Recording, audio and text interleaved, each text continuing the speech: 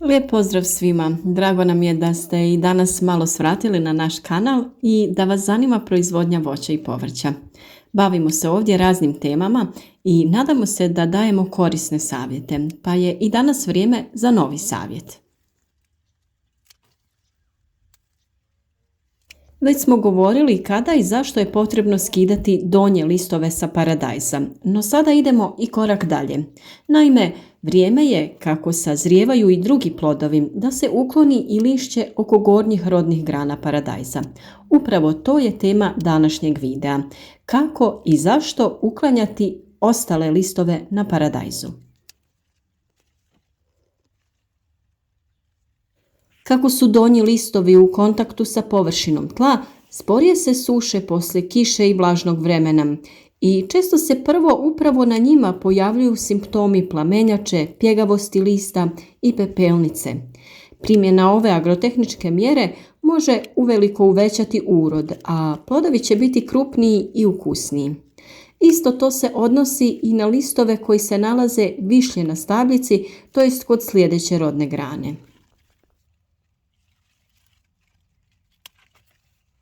Nemoguće je zamisliti vrt bez paradajza i njegovih ukusnih plodova.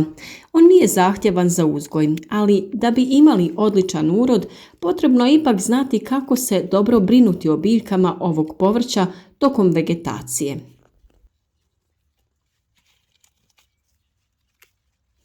Jedna od aktivnosti koja će nam pomoći u tome jeste uklanjanje donjih listova, odnosno uklanjanje i listova iznad naredne cvjetne grane.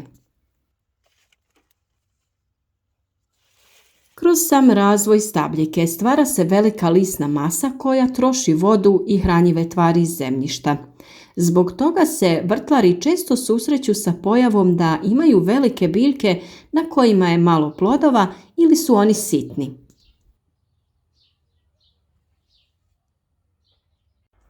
Tokom rasta donji listovi padaju na površinu zemljišta. Zbog stalnog kontakta sa tlom ostaju dugo vlažni i dolazi do pojave njihovog žućenja i propadanja. Osim toga, sprječavaju cirkulaciju zraka u donjim etažama biljke.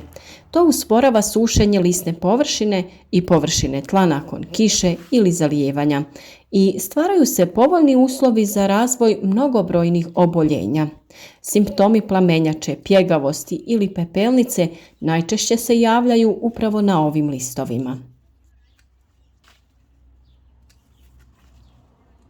Pored ovih mjera na usjevu paradajza u vrtu ili u plasteniku, potrebno je reagovati kada se pojavi žutilo. Ovakvi simptomi nam ukazuju da je previše vlage, loša cirkulacija zraka, slaba opskrbljenost tla hranjivim tvarima ili nepravilna briga o biljkama, te da je došlo do neke promjene u vremenskim prilikama. Na njima se pokazuju prvi znaci pojave raznih bolesti, koja se širi i zahvaća cijelu biljku. Zbog toga ih je potrebno i ukloniti. Upravo list paradajza nam govori kakav problem biljka ima, da li joj nečeg nedostaje ili da li nečeg ima viška. Upravo o toj temi imate poseban video, pa ga potražite na našem kanalu i saznajte šta to nedostaje vašim biljkama i kako da pravilno reagujete. Listove koji se suše, žute i na njima uočavamo simptome bolesti ili legla jaja nekih kukaca i gusjenica, potrebno je ukloniti bez obzira gdje se na biljci nalaze. Prirodna je pojava da se odbacuje staro i oštećeno lišće koje se počinje sušiti i podložno je napadu bolesti. Neke sorte stvaraju veće listove koji su gušće grupirani. Ventilacija kod njih je usporena i treba biljci pomoći, odnosno ukloniti to suvišno lišće. To će poboljšati cirkulaciju i pospješiti isparavanje kapi kiše sa lisne površine. Smanjuje se također rizik od pojave gljivičnih bolesti i od gubitka vode i hranjivih tvari za održavanje ovih listova. Biljka hranjiva preusmjerava na plodove nakon što se listovi uklone. Naravno, ne treba ukloniti ni svo lišće odjednom, već se radi u intervalima i prati se pojava bilo kakvih promjena na biljci. Uklanja se nekoliko listova tokom jedne sedmice. Ovakav tempo neće stvoriti stres kod biljke. Neke sorte paradajza su osjetljive na odbacivanje lisne mase ispod prve cvjetne grane. Požurimo li sa uklanjanjem suviše rano, može doći do negativne reakcije koja se ogleda u smanjenom broju formiranih cvjetnih pupoljaka, to jest cvjetova, ili njihovo formiranje u potpunosti izostaje. Zbog toga sa uklanjanjem lisnih grana ispod cvijeta paradajza treba pričekati kada se formiraju mladi plodovi. A vrlo bitan korak jeste da nakon uklanjanja listova te listove iznesete van iz vašeg plastenika ili vašeg vrta.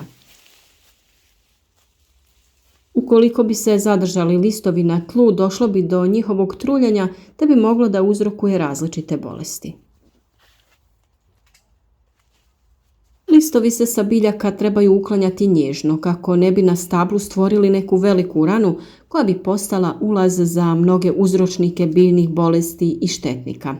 Ovaj posao je potrebno raditi ujutro, kada je jutro suho i sunčano. Tokom dana ta rana na stablu od otkinutog lista će se osušiti i brže zarasti. Kada se plodovi na sljedećoj cvjetnoj grani formiraju i dobiju svoj konačni oblik, vrijeme je za uklanjanje sljedećih listova.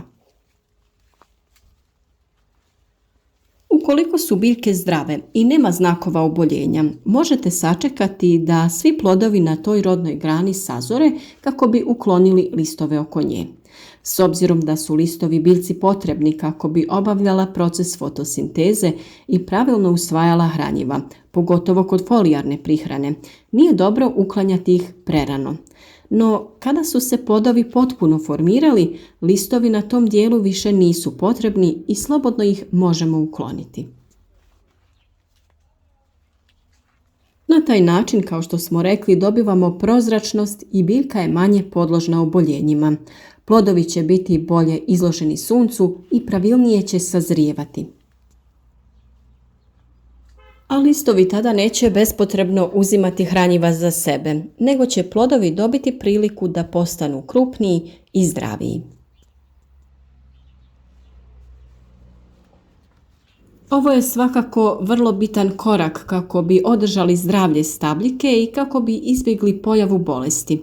Ukoliko dođe do oboljenja samo jedne biljke, velike su šanse da se to proširi i na ostale, tako da je u ovom slučaju vrlo bitno odraditi preventivne mjere. Mi smo uklanjanje listova odradili i na stabljikama našeg čeri paradajza. Plodovi su se lijepo formirali i dosta ih je spremno za berbu. Oni se mogu brati ovako pojedinačno, ali mi ipak čekamo da svi budu crveni, jer je nekako posebno zadovoljstvo kada se ubere cijela jedna grana savršeno raspoređenih plodova. A u ovom periodu ne smijemo zanemariti i prihranu biljaka koja je jako važna. O tome smo mnogo govorili u prethodnim video savjetima, pa pogledajte sve o uzgoju paradajza na našem kanalu.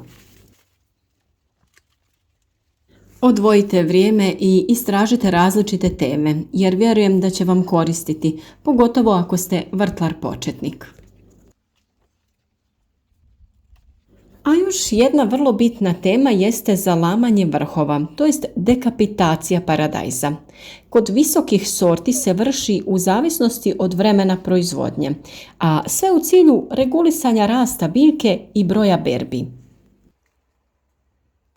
U proljetno-ljetnoj proizvodnji vrh stabla paradajza se zakida polovinom maja, kada biljka razvije 8 do 10 rodnih grana, a u jesenjoj početkom oktobra, nakon 4. do 6. grane.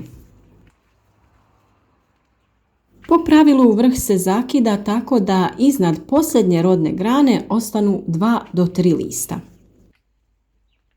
Na vama je da odlučite koliko rodnih grana želite imati. Mi najčešće idemo na 6 rodnih grana, jer na taj način paradajz iznese jako kvalitetne plodove. Ukoliko biljka sa daljnjim razvojem uđe duboko u jesen, plodovi će biti sitniji, a to su oni koji rastu na višljim etažama. Evo, dragi naši, to je to od savjeta za današnji video. Nadam se da će vam biti od pomoći i da ćete na vrijeme tretirati vaše biljke kako bi imali što kvalitetnije plodove.